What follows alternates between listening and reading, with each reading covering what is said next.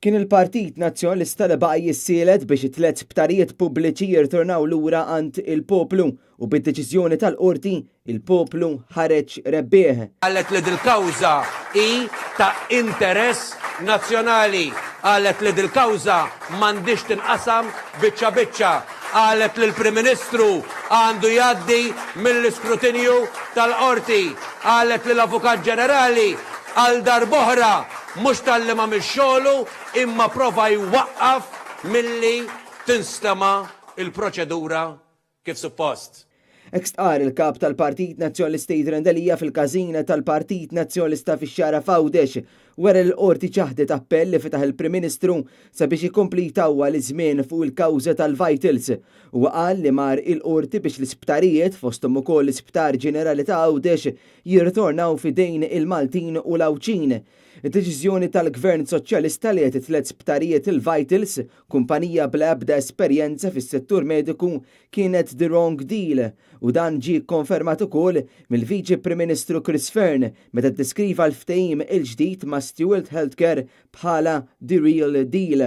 Fl-istess attività politika bit-tema fl-imkien għal pajjiżna, Jidher Endelija qal li l-Gvern Soċjalista ilu jilgħab bis-saħħa tan-nies u dan anki f'Għawdex u qal li miljuni ta' flus li huma tal-poplu flok ġew investiti fuq l-Awċin qed ikunu investiti biss f'tal-qalba. Jidher Endelija tkellem ukoll fuq ir-rapport tal-NAO dwar il-kuntratti tal-Isptar Monte Carmeli li juri biċ-ċar kif il-Gvern m'għandux pjan għas-saħħa mentali. Dan huwa t-tieni rapport tal-NAO f'inqas minn sena li juri kif il-Gvern Soċjalista indaħal direttament sabiex ġew ingaġġati nies tal-qalba f'Monte Carmeli. Jekk niġbdu ħabel wieħed, jekk tqumu il-koll u tagħmlu pass wieħed biss flimkien jista' jirnexxielna. Il-kap tal-Partit Nazzjonalista Jidher Endelija qal li f'Mejju li ġej il-poplu se jkollu qudiemu għażla ċara u din hija l-Partit Nazzjonalista dan biex iwassal messaġġ ċar lill-Gvern, inkluż f'Għawdex.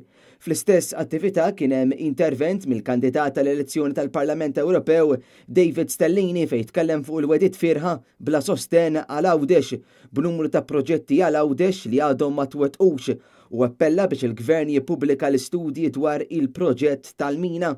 Tkellem ukoll il-Minority Leader tal-Partit Nazzjonalista fix-xara Kevin Kutajjar illi fakkar li kienu l-Kunsilliera Nazzjonalisti fix-xara li ħadmu favur ir-residenti meta qamet il-kwistjoni tal-miżbla tal-qortin u fakkar li kien grazzi għall Partit Nazzjonalista f'Għawdex li saru numru ta' proġetti minn fondi Ewropej.